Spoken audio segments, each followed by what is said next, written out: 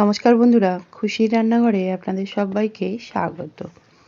আজকে আমি তৈরি করছি গাজরের পায়েস। তো আসুন তাহলে দেখে নেওয়া যাক কিভাবে তৈরি করছি আমি এই গাজরের পায়েস। গাজরের হালুয়া তো অনেকেই খেয়ে থাকেন, তো একবার এইভাবে গাজরের পায়েস তৈরি করে খেয়ে দেখবেন, খেতে কিন্তু খুবই সুন্দর হয়। তো গাজরের পায়েস তৈরির জন্য এখানে আমি 500 গ্রাম গাজর নিয়ে ভালো করে গাজরগুলোকে ছাড়িয়ে নিয়ে তারপর ধুয়ে নিয়েছি। এরপর একটা থালার মধ্যে আমি একটা গ্রেটার নিয়ে নিয়েছি, আর এই গ্রেটারটা দিয়ে আমি গাজরগুলো গ্রেট করে নিচ্ছি।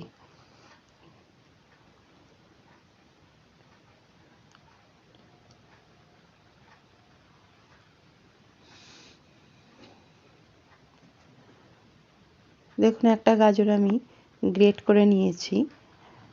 এরপর আমি এরকমভাবেই সমস্ত গাজরগুলোকে গ্রেট করে নিচ্ছি।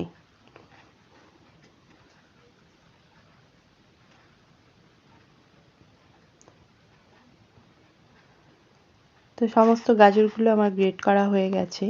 এরপর এই গ্রেট করা গাজরটা আমি পায়েসের জন্য নিয়ে নিলাম। পায়েস তৈরির জন্য উনানে একটা কড়াই বসিয়ে দিয়েছি। তারপর এই কড়াইয়ের মধ্যে আমি দিয়ে দিলাম 1 চামচ পরিমাণ ঘি। গ্যাসের ফ্লেমটা লো হিটে করে রেখে ঘিটাকে খুব ভালো করে গরম করে নিচ্ছি। ঘিটা যখন ভালো মতো গরম হয়ে গেছে, সেই পর্যায়ে এর মধ্যে দিয়ে দিলাম 1 মুঠো পরিমাণ ভাঙা কাজু। কাজুটা দিয়ে একটু হালকা করে নাড়াচাড়া করে কাজুটাকে একটু হালকা করে আমি ভেজে নিচ্ছি। দেখুন, কাজুটা আমার ভাজা হয়ে গেছে। এই পর্যায়ে কাজু বাদামগুলোকে আমি তুলে নিচ্ছি।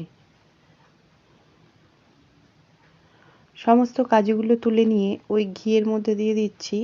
আমি এখানে 8-10টা আমন্ড বাদাম নিয়ে ছোট ছোট টুকরো করে কেটে নিয়েছি। সেই আমন্ডের টুকরোগুলো আর দিয়ে দিলাম 1 মুঠো পরিমাণ কিশমিশ দিয়ে আমন্ড আর কিশমিশটাকেও একটু হালকা করে ভেজে নিচ্ছি।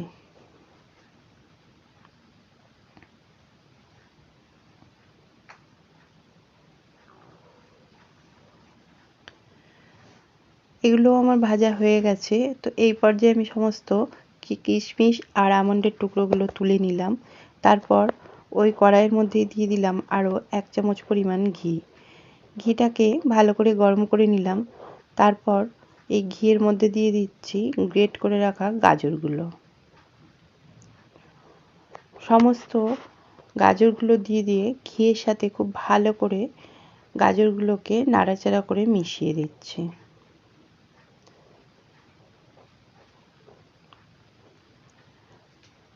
বেশ কয়েকবার নাড়াচাড়া করে গাজরগুলোকে একটু মিশিয়ে দেওয়ার পর একটা ঢাকনা দিয়ে 3 মিনিট মতো আমি এটা রান্না হতে দিচ্ছি।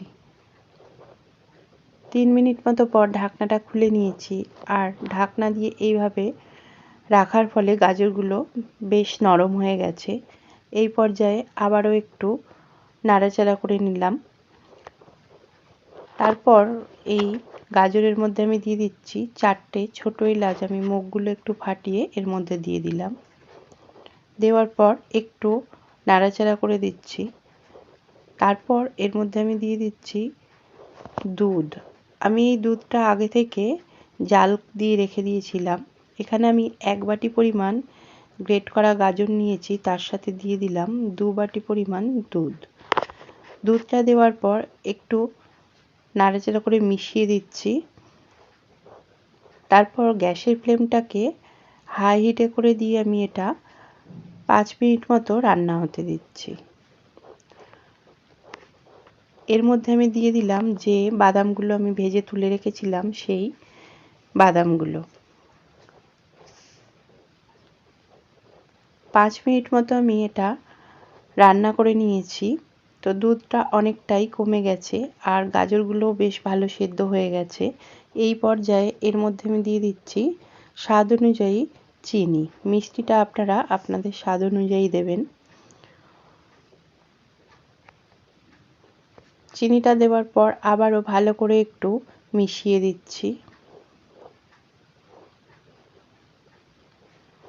চিনিটা একটু মিশিয়ে দেওয়ার পর গ্যাসের ফ্লেমটা মিডিয়ামে রেখেই আরও 5 মিনিট মতো আমি এটা রান্না করে নিয়েছি।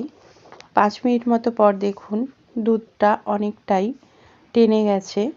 আর এই পর্যায়ে আমি এর মধ্যে দিয়ে দেব 3 চামচ পরিমাণ গুঁড়ো দুধ। এই গুঁড়ো দুধটা দেওয়ার ফলে পায়েসটা আরও গাঢ় হয়ে যাবে আর এর টেস্টটাও দ্বিগুণ বেড়ে যাবে। তো গুঁড়ো দুধটা দিয়ে খুব ভালো করে দুধটাকে নাড়াচাড়া করে মিশিয়ে দিচ্ছি।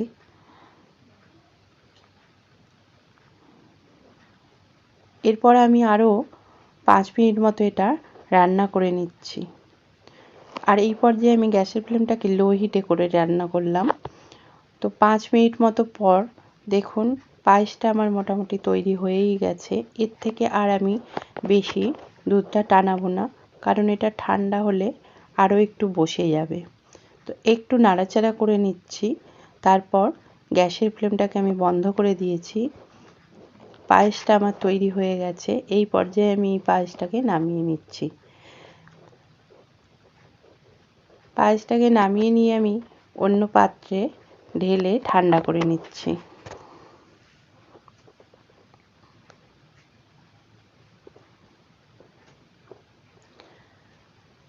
এরপর আমি এই পায়েসের উপর আরও একটু ড্রাই ফ্রুটস ছড়িয়ে দিয়েছি। তারপর এই পায়েসটা আমি ঠান্ডা করে নিয়ে পরিবেশন করেছি। তো বন্ধুরা, আজকে আমার এই গাজরের পায়েসের রেসিপি আপনাদের কেমন লাগলো অবশ্যই মতামত জানাবেন। যদি ভালো লেগে থাকে তাহলে একটা লাইক দেবেন। আর যদি আমার চ্যানেলের নতুন বন্ধু হয়ে থাকেন তাহলে আমার এই চ্যানেলটি সাবস্ক্রাইব করে দেওয়ার অনুরোধ রাখলাম। ধন্যবাদ।